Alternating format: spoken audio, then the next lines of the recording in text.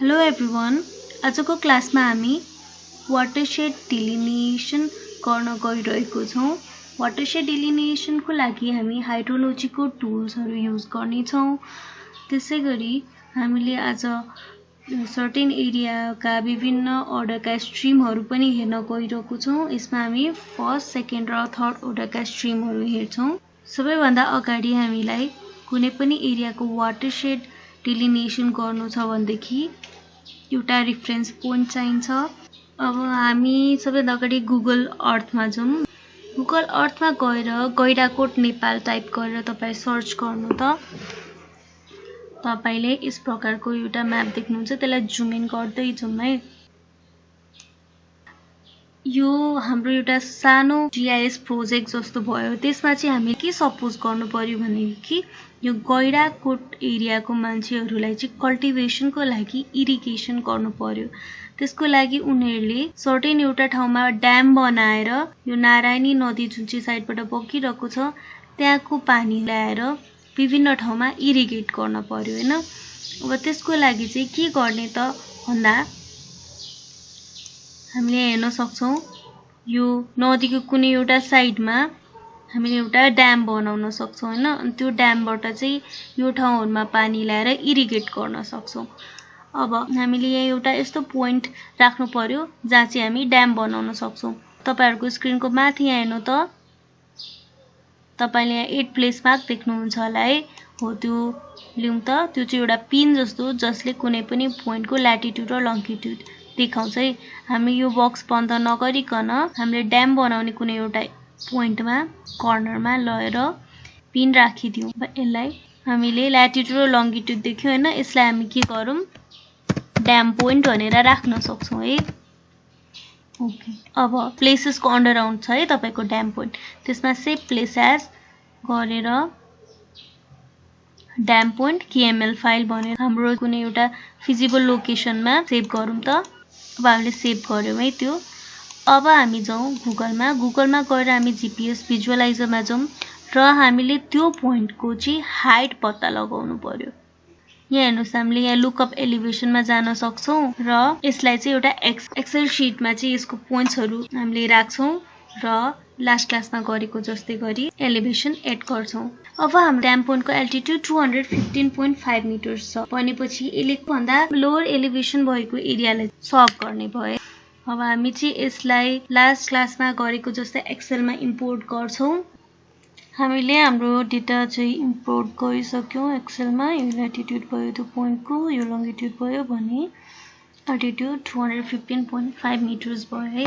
अब हामी यसलाई सेभ गरौँ। अब हामी आर्क म्याप खोलौँ र त्यो पोइन्टलाई चाहिँ इम्पोर्ट गरौँ। त्यसको लागि हामी 8 फाइल्समा जानु पर्यो हैन। 8 डेटा हामीले फेरि अब के गर्नु पर्यो XY डेटा डिस्प्ले गर्न पर्यो।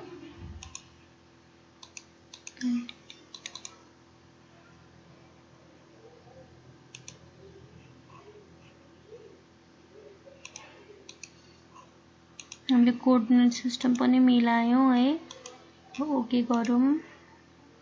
हाम्रो पोइन्ट डाटा फ्रेममा अपियर भयो। अब क्याटलगमा जाउँ अनि हामीसँग भएको जुन चाहिँ डीएम इमेज भन्ने फाइल छ त्यो खोलौँ त। त्यसभित्र न्यू नेपाल डीएम भन्ने एउटा राष्ट्रिय डाटा सेट छ। त्यसलाई हामी ट्र्याक गरेर डाटा फ्रेममा छोडिदियौं र यस एरियामा चाहिँ हाम्रो ड्याम पोइन्ट पर्यो है। अब हामीले यो ठाउँको एरिया पत्ता लगाउनु पर्यो। कुन चाहिँ एरियामा पर्छ त हाम्रो यो कहाँ पर्छ गैंडाकोटमा पर्छ नि। सेभ फाइल खोलौँ त। यसभित्र हाम्रो यो नेपाल सेभ फाइलमा हेर्नुस् त यहाँ जोनहरुको जुन सेभ फाइल छ त्यो WGS2 त्यसलाई चाहिँ हामी ट्र्याक गरेर राखौं।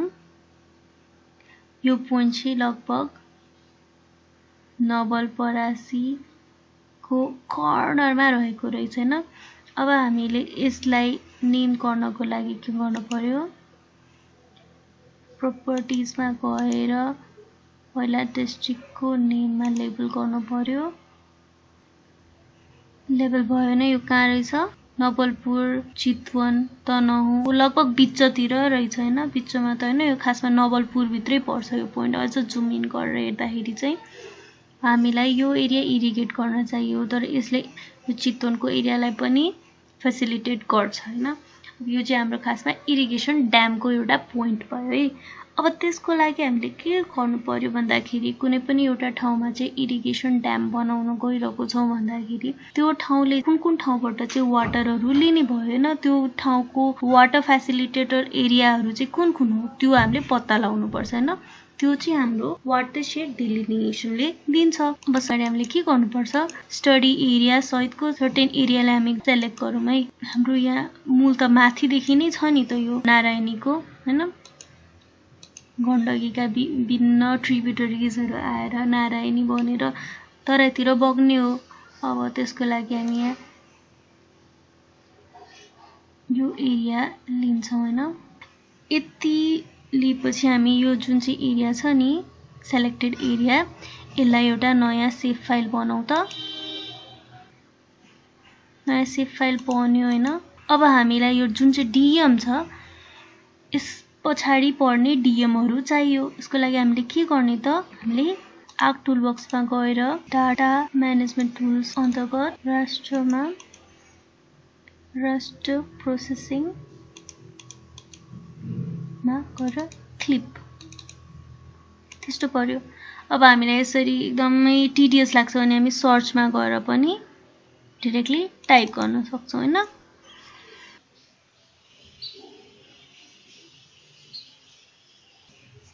हाम्रो यो फिचर भित्र रहेको डीएम चाहिँ क्लिप भइसक्यो। अब हामी यो हाम्रो सेलेक्टेड फिचर बन्द गरौँ।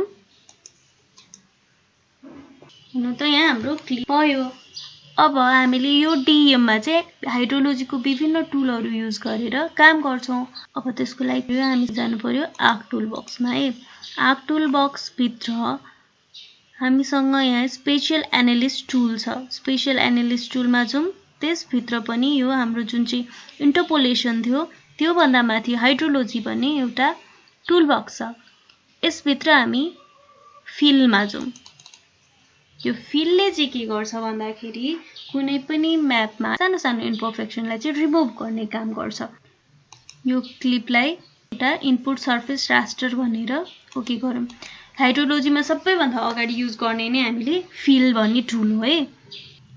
फिल युज गरेको नयाँ राष्ट्र इमेज अपेयर भइसक्यो। अब यो क्लिप 7 बन्द गरौँ। अब हामी जति पनि काम गर्छौँ यही राष्ट्र इमेजमा काम गर्छौँ है। अब हामी अहिलेलाई नेम गर्दा जस्ट फिल मात्र राखौँ है, फिल। अब हामी त्यसपछि जान्छौँ फ्लो डिरेक्सनमा। अब तपाईहरुलाई थाहा छँदैछ राष्ट्र त विभिन्न सेलहरूले बनेको हुन्छ हैन। एउटा हायर एलिभेसनको सेलबाट त लोअर एलिभेसनको सेलमा फ्लो हुने भयो नि त। त्यो फ्लो हुने डिरेक्सनलाई चाहिँ यो फ्लो डिरेक्सनले देखाउँछ। अब फ्लो डिरेक्सन खोलौँ त।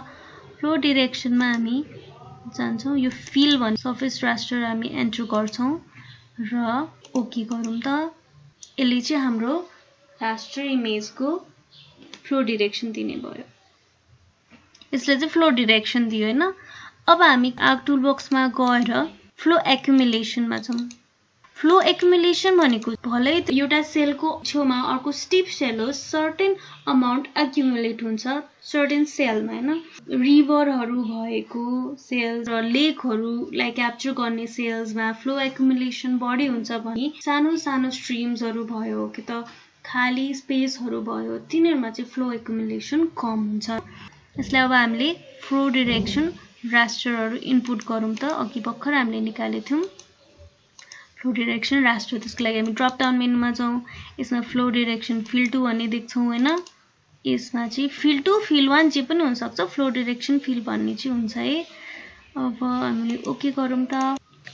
यो फ्लो एक्युमुलेसन चाहिँ प्रोसेस हुन अलि टाइम लाग्छ, त्यसो भएर हामी अलि पेशेन्टली बस्नुपर्छ है।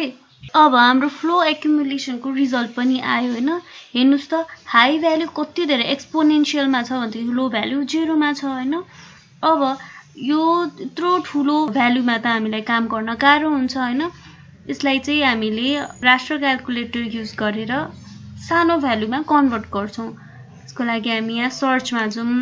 सर्चमा गएर हामी राष्ट्र क्याल्कुलेटरमा जाउँ। राष्ट्र क्याल्कुलेटर म्याप अल्जेब्रा अन्तर्गत पर्छ भन्ने कुरा तपाईहरुले पहिला नै सिक्नु भएको छ हैन, त्यसैले म त्यो डिटेलमा गइन। अब तपाईलाई कुनै पनि टुल इजिली सर्च गर्नु छ भने सर्च बारमै गएर गर्दा हुन्छ है। अब राष्ट्र क्याल्कुलेटर लेयर्स एन्ड भेरिएसनमा चाहिँ फ्लो एक्युमुलेसन फ्लो डिरेक्सन जस्तो विभिन्न जुन चाहिँ लेयर्सहरू हामीले टेबल अफ कन्टेन्टमा देख्छौँ होइन त्यो कुरा भयो। अब हामीले एक्सपोनेन्सियललाई सानो पार्न के गर्नु पर्यो त होइन लग 10 युज गरौँ त। यो लग 10 मा डबल क्लिक गरौँ अनि यो हाम्रो flow accumulation layers and variable अन्तर्गत त्यसलाई डबल क्लिक गरौँ। अब हामी ओके गरौँ त। अब हामी राष्ट्र क्याल्कुलेटरमा हेर्न सक्छौँ हाई भ्यालु 6 छ लो भ्यालु 0 छ। हाम्रो यहाँको वाटर बडी पनि हामीले अलि डिस्टिङ्क्टली देखिरहेछौँ होइन। अब हामीले चाहिँ यो जुन चाहिँ हाम्रो हायर भ्यालु थियो होइन यो फ्लो एक्युमुलेसनको यसलाई चाहिँ यसले मिनिमाइज गर्यो। हामीलाई बडी वाटर होल्ड गर्ने र वाटर एक्युमुलेट गर्ने सेल्सहरूको मात्र इमेज चाहियो भने हामी फेरि राष्ट्र क्याल्कुलेटरमा जान्छौँ। राष्ट्र क्याल्कुलेटरलाई हामी रिनेम गरौँ फ्लो एसियम भनेर है। अब हाम्रो 6.42 बोक्ने त एउटा सेल्स पक्कै पनि रिभरमा पर्छ होला होइन। यो फर्स्ट अर्डर रिभरको फ्लो एक्युमुलेसन 6.4 छ भनेदेखि थर्ड अर्डरको फ्लो एक्युमुलेसन त 3 भन्दा त एटलिस्ट बढी नै होला नि होइन। अब त्यसको लागि हामी फेरि राष्ट्र क्याल्कुलेटरमा जाउँ र हामीलाई चाहिँ धेरै एक्युमुलेसन भएको एरियाहरू मात्र यो म्यापमा भिजिबल गर्न चाहिँ पर्यो भनेर कमान्ड दिउँ। त्यसको लागि के गर्ने फ्लो एक्युमुलेसनमा डबल क्लिक गरौँ। त्यसपछि ग्रेटर र इक्वल टु 3 ओके। हेर्नुहोस् त अब यो राष्ट्र क्याल्कुलेटरमा के हो 0 भनेको चाहिँ 3 भन्दा कम एक्युमुलेसन भएको भयो 1 भनेको चाहिँ 3 जति कि त 3 भन्दा बढी एक्युमुलेसन भएको भयो। यस प्रकारको वाटर शेड्सहरूलाई चाहिँ यसले ब्लू कलरले रिप्रेजेन्ट गरेको छ भनेदेखि कम फ्लो एक्युमुलेसन क्यापेसिटी भएको सेल्सहरूलाई चाहिँ यो कलरले रिप्रेजेन्ट गरेको छ होइन। अब हामीसँग चाहिँ यो जुन चाहिँ वाटर शेड देखियो नि यसलाई हामीले अझ डिस्टिङ्क्टली देखाउनु पर्यो। यसको लागि हामी के गर्ने त हामीले यो त राष्ट्र इमेज हेरिरहेको छौँ होइन। यो इमेजलाई हामीले फिचरमा ल्याउन सक्यौँ भनेदेखि त अझ राम्रोसँग देखिन्छ। त्यसको लागि के गर्ने हेर्नु त यहाँ रास्टर टु फिचर भन्ने एउटा अप्सन हुन्छ होइन। त्यसको लागि रास्टर टु फिचर भन्दा नि यो हामीलाई रिभरको लाइन्सहरू कुन फिचरले रिप्रेजेन्ट गर्छ त पोली लाइन फिचरले हो नि होइन। त्यसको लागि के गर्नु पर्यो रास्टर टु पोली लाइन गर्नु पर्यो। सर्च गरौँ त raster to polyline conversion tool. यसको लोकेसन पनि तपाईँहरू यहाँ देख्न सक्नुहुन्छ है। अब इनपुट राष्ट्र के गर्नु पर्यो राष्ट्र क्याल्कुलेटर 20 भयो होइन। यस अब यो नम्बर चाहिँ जति पनि आउन सक्छ है। अब तपाईँहरूको आउटपुट अनुसार भर पर्छ। मेरो 20 वटा यस्तो सिमिलर आउटपुट आएको पऱ्यो यहाँ 20 आएको पछाडि सिम्प्लिफाई पोली लाइन गर्नु होइन। ओके यो एरियामा चाहिँ यस प्रकारको वाटर शेड रहेछ। अब हामीले त अघि एउटा ड्याम पोइन्ट निकालेको थियौँ नि होइन। अब हाम्रो ड्याम पोइन्ट अन गरौँ त टेबल अफ कन्टेन्टमा गएर कहाँ छ त हेर्नु त यो एरियामा रहेछ है। अब हामीलाई यो ड्याम पोइन्टको चाहिँ वाटर शेड डिलिनिएसन गर्नु पर्यो भने आर्क टुल बक्समा जाउँ। अब यहाँ हेर्नुहोस् तपाईँले के देख्नुहुन्छ यहाँ यो हाइड्रोलोजी टुलको मुनि वाटर शेड है। वाटर शेडमा गएर तपाईँले इनपुट फ्लो डिरेक्सन रास्टरमा फ्लो डिरेक्सन रास्टर हाल्नु। त्यसरी इनपुट रास्टर र फिचर पावर पोइन्टमा चाहिँ के गर्नुहुन्छ भनेदेखि कुन ठाउँमा चाहिँ पावर हुने भयो होइन कुन ठाउँमा खनिने भयो। हाम्रो के छ यहाँ त्यो पोइन्ट ड्याम पोइन्ट छ नि है। ओके गरौँ। हेर्नु त हाम्रो यो वाटर शेड आयो नि। हामीले यहाँ ड्याम पोइन्ट बनाउँदाखेरि कहाँको पानीहरू चाहिँ यहाँ आएर पोर हुने रहेछ। हेर्नु त यति धेरै एरिया पोर हुने रहेछ नि भनेपछि यो त बनाउन एकदम राम्रो ठाउँ रहेछ नि होइन। अब त्यसै गरी यो ड्यामको एलिभेसन कति छ त हेर्नु त 215.5। हामीले त्यो एलिभेसन किन राखेको भन्दाखेरि अब कुनै पनि ड्यामबाट त इरिगेसन हुन्छ होइन। तर 215 एलिभेसनमा मेरो ड्याम छ भनेदेखि त्यो भन्दा माथिको एरियामा अझ उच्च एलिभेसन एरियामा इरिगेट गर्न मिल्छ त मिल्दैन नि होइन। पक्कै पनि लोवर एरियामा इरिगेट गर्न मिल्छ। पहिला सुरु चाहिँ हामी यो वाटर शेड डिफाइन गराएर हेरौँ त्यसपछि हामी त्यो एलिभेसनको कुरा अझ फर्दर डिस्कस गरौँला है। अब यसको लागि के गर्नु पर्यो हामी यहाँ सर्च टुल बक्समा गएर अघि हामीले रास्टर टु पोलिलाइन गर्थ्यौँ। अब हामी रास्टर टु पोलिगन भन्ने टुल खोजौँ त। रास्टर टु पोलिगन भन्ने टुल अपियर भयो है। अब जुन छ नि वाटरसेड एरिया छ नि यो पोइन्टको, त्यसलाई हामीले एउटा पोलिगनको रूपमा राख्नु पर्यो। यसलाई हेर्नु त वाटरसेड फ्लो टु भयो नि हैन। अब ओके गरौँ। वाटरसेड एरिया चाहिँ एउटा पोलिगनमा कन्भर्ट भयो। अब हामीले यसलाई फर्दर म्यानिपुलेट गर्न सक्छौँ। अब यसको फिल कलर हामी के गरौँ, हलो गरिदिउँ हैन, सो दैट भित्रको हामीले राम्रोसँग देख्छौँ। त्यसै गरी यसको आउटलाइन कलर हामी रेड गरेर अझ अलिकति बोल्ड बनाइदिउँ है। ओके, राम्रोसँग देखियो नि। भनेपछि हाम्रो ड्याम पोइन्टको वाटरसेड एरिया चाहिँ कुन रहेछ त हेर्नु त, यो रहेछ नि है। अब हामीलाई आयो नि वाटरसेड एरिया निकाल्न। अब हैन, हामीलाई यो बाहिरको चाहिएन, यो मात्र चाहियो भने पनि हामीले के गर्न पर्यो, क्लिपमा जाने। अब चाहिँ हामीलाई के गर्नु पर्यो, रास्टर युज गर्नु परेन। किनभनेदेखि जुन चाहिँ यो हाम्रो रिभर छ नि, यो रिभर त हामीले अलरेडी के बनाइसकेका छौँ, रास्टर टु पोलिलाइन बनाइसकेका छौँ। यो त एउटा भेक्टर हो हैन। अब हामी यहाँ क्लिप एनालाइसिसमा जाउँ त, खोलौँ त। यो चाहिँ दुईटै भेक्टर भएको भएर क्लिप एनालाइसिस टुल अन्तर्गतको क्लिप युज गर्यो है हामीले। यहाँ जियो प्रोसेसिङमा गएर पनि गर्दा हुन्थ्यो। यो रास्टर टी रास्टर 3 यो भनेको हाम्रो के हो, रिभर भयो। यसलाई हामीले रिनेम गरेर अझ राम्रोसँग बुझ्न सक्छौँ। क्लिप फिचर केले क्लिप गर्ने हो त हामीले, रास्टर टी वाटरसेड 2 है, यो हो नि। अब हामीले ओकेमा गरौँ त। अब यो सबै अरू कुरा बन्द गरिदिउँ। हेर्नु त, जुन चाहिँ यो वाटरसेड छ नि हाम्रो यो पावर पोइन्ट भन्दा माथि, त्यो मात्र क्लिप भयो। भनेपछि यति एरिया रहेछ हाम्रो वाटरसेड एरियाको हैन। अब यसलाई कसरी थाहा पाउने, ओपन एट्रिब्युट टेबल। यसमा हेर्नु त, यो जुन चाहिँ हाम्रो सेप छ नि वाटरसेडको, त्यसको लेन्थ पनि भयो, पेरिमिटर भयो, सेप एरिया मिटर स्क्वायरमा भयो है। अब हामीले यसरी कसरी हाम्रो वाटरसेड डिलिनिएसन गर्ने र त्यो वाटरसेडको एरिया पनि पत्ता लगाउने, त्यो कुरा हामीले बुझ्यौँ। अब यहाँ हाम्रो कन्फ्युजन हुन सक्छ, त्यसो भएर सबैभन्दा अगाडि चाहिँ हामीले गर्नुपर्ने हैन, रिनेम हो। वाटरसेड बाउन्ड्री राख्न सक्छौँ। यो रास्टर क्याल्कुलेटर 20 ले चाहिँ हाम्रो स्ट्रिमहरूको इमेज देखायो नि फर्स्टमा, त्यसैले यसलाई स्ट्रिम राखौँ है। त्यसै गरी यो रास्टर क्लिप र यो यिनीहरू भेक्टर फिचर हो। यिनीहरूलाई हामी अहिले वाटर बडिज भनेर राख्न सक्छौँ। अब हामी आर्क टुल बक्समा गएर यो स्ट्रिम अर्डरमा तब क्लिक गरौँ। अब इनपुट स्ट्रिम रास्टर हो त हाम्रो स्ट्रिम नै हो नि हैन, त्यसमा स्ट्रिम देखेको छ। Input flow direction raster, flow direction raster अब इनपुट गरौँ। यस, अब ओके गरौँ। अब हामी हाम्रो टेबल अफ कन्टेन्टमा जाउँ। टेबल अफ कन्टेन्टमा हाम्रो स्ट्रिम अर्डर रास्टर आए। यसलाई अब अरू बन्द गरौँ त, स्ट्रिमहरू सबै बन्द गरौँ। अब हामीले यहाँ देख्न सक्छौँ हेर्नु त, हाम्रो यस प्रकारको first order, second order, third order stream आयो। यसरी 6वटा क्याटेगोरीमा डिभिजिबल भएको छ है। हामी यहाँ प्रपर्टिजमा गएर हेरौँ त, सिम्बोलोजीमा जाउँ। हाम्रो फ्लो एक्युमुलेसनको आधारमा भएको है यो सबै। अब हामी आर्क टुल बक्समा जाउँ र यहाँ चाहिँ स्ट्रिम टु फिचर, अब यसलाई हामी भेक्टर बनाउन जाँदैछौँ है। यो त रास्टर इमेज हो। इनपुट स्ट्रिम रास्टर भनेपछि हामीले यो स्ट्रिम ओ raster, input flow direction raster हामीले पहिले निकालेको फ्लो डिरेक्सन नाम। अब ओके गरौँ त।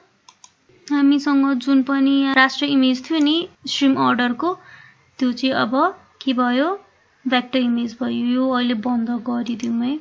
यस प्रकारले देखियो। अब हामी प्रपर्टिजमा जाउँ है, अनि सिम्बोलोजीमा जाउँ, क्वान्टिटिजमा जाउँ। अब हामी यहाँ क्लासिफाईमा जाउँ त। क्लासिफाईमा गएर इक्वल इन्टरभल राख्न सक्छौँ, क्लास 3टा क्लास राख्न सक्छौँ। इच रेन्जलाई डिफ्रेन्ट कलर असाइन गर्न सक्छौँ। अब हामी अप्लाई गरौँ। हेर्नुहोस् त, विभिन्न अर्डरको स्ट्रिमहरू विभिन्न कलरमा आए हैन। यसरी देख्न सक्यौ नि हामीले।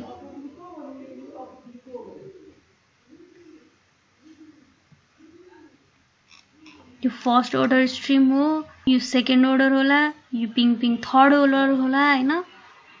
त्यो हेर्न सक्यौं। अब हामी यो यसलाई पनि हाम्रो वाटर बाउन्ड्रीले क्लिप गरौँ। त्यसको लागि हामी फेरि जियो प्रोसेसिङमा जाउँ, क्लिपमा जाउँ र इनपुट फिचर के भयो हाम्रो, स्ट्रिम के भयो, क्लिप फिचर के भयो हाम्रो, वाटर शेड बाउन्ड्री भयो हैन। ओके यो भयो। यसलाई हामीले फेरि यो सिम्बोलोजीमा गएर चेन्ज गर्न सक्छौं है। हाम्रो जुन चाहिँ स्टडी एरिया छ नि त्यसलाई टेबल अफ कन्टेन्टमा जाउँ। टेबल अफ कन्टेन्टमा गएर हाम्रो जुन चाहिँ स्टडी एरियाको राष्ट्र इमेज छ त्यो राष्ट्र इमेजलाई अन गरौँ त। त्यो के हो हाम्रो फिल। यो चाहिँ हाम्रो जुन स्टडी एरिया छ नि हो, यो स्टडी एरियामा जस्ट यो नारायणीको वाटरसेड एरिया मात्र छैन होला हैन, अरु पनि रिभर्सहरु छ होला। यो रिभर बेसिनहरु भन्ने तपाईहरुलाई थाहा छ होला हैन, रिभर बेसिन। त्यो रिभर बेसिन चाहिँ हामीले यहाँबाट देख्न सक्छौं। आर्क टुल बक्समा यहाँ हेर्नुस्, बेसिनमा जानु, यसो इनपुट फ्लो डाइरेक्सन रास्टर। अब यो ओभरअल हाम्रो जुन चाहिँ स्टडी एरिया छ त्यसको फ्लो डाइरेक्सन हेरौँ त। यहाँ फ्लो डाइरेक्सनलाई एन्टर गरौँ, ओके गरौँ त। यो माथिको सबै कुराहरु बन्द गरेर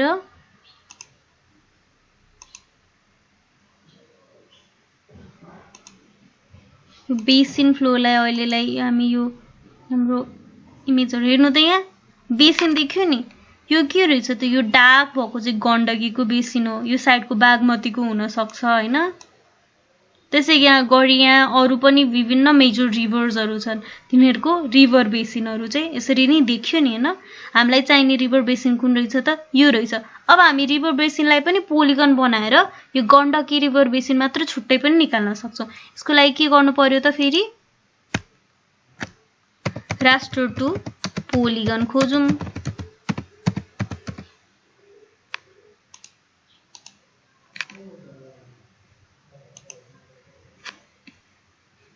र बेसिन फ्लो डाइरेक्सन भन्ने भ्यालुलाई सिम्प्लिफाइड पोलिगनमा कन्भर्ट गरिदियौं।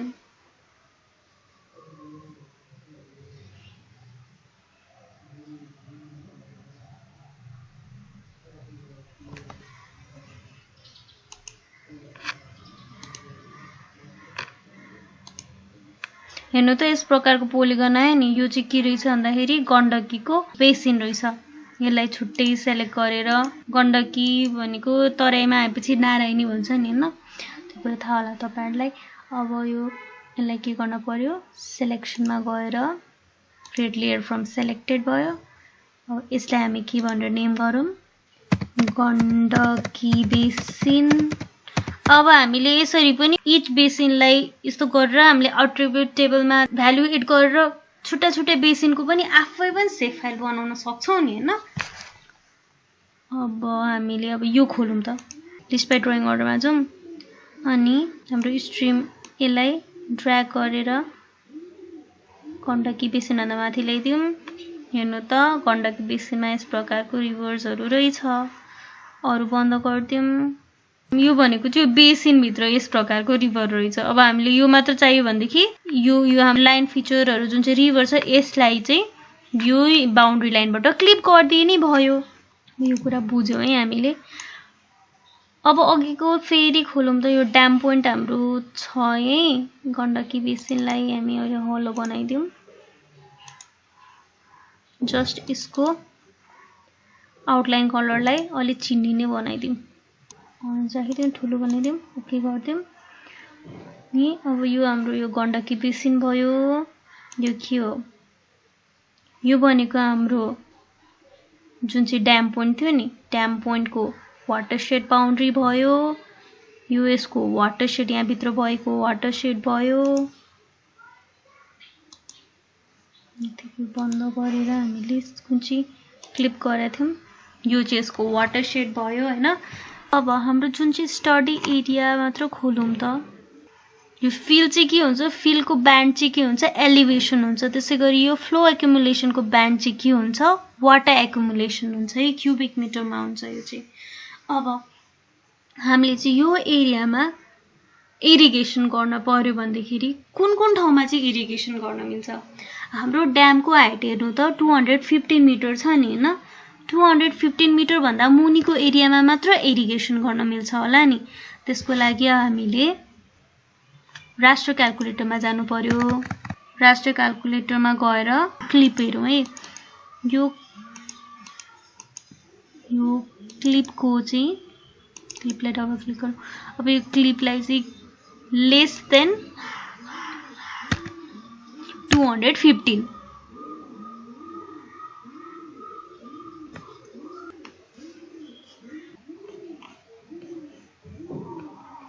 यहाँ हेर्नु त 0 भनेको चाहिँ 215 भन्दा हायर एरिया भएको ठाउँ भयो भनेदेखि 1 भनेको चाहिँ 215 भन्दा सानो एलिभेसन भएको ल्यान्ड रहेछ।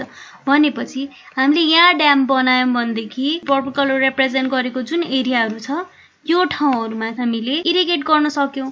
अब यहाँबाट हामीले यता गर्न सक्यौं, तर यहाँ त ग्रे छ नि, भनेपछि यहाँबाट माथिबाट मुनि आउन त गाह्रो हुन्छ। त्यसै भएर हामीले यति ल्यान्ड चाहिँ इरिगेट गर्न सक्यौं है।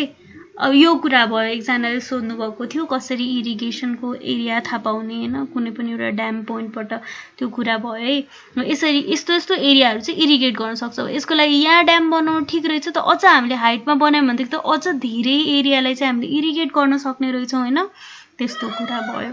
अब यो वाटरशेडमा चाहिँ हामीले ड्यामको लोकेसन प्लानिङहरु भयो, त्यसैगरी धेरै भन्दा धेरै वाटरशेड एरिया कभर गर्न सक्ने ठाउँमा चाहिँ ड्याम पोइन्ट बनाउनु पर्यो।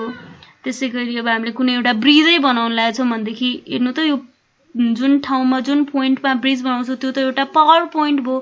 त्यो ठाउँमा त भयभरको सबै पानीहरु आएर त्यो ठाउँबाट जाने भए, भनेपछि हामीले थोरै पानी आउने ठाउँमा ब्रिज बनाउने जस्तो कुरा भयो कि त धेरै ठाउँको पानी कलेक्ट गर्न सक्ने ड्याम बनाउनु पर्यो त्यो ठाउँमा हैन।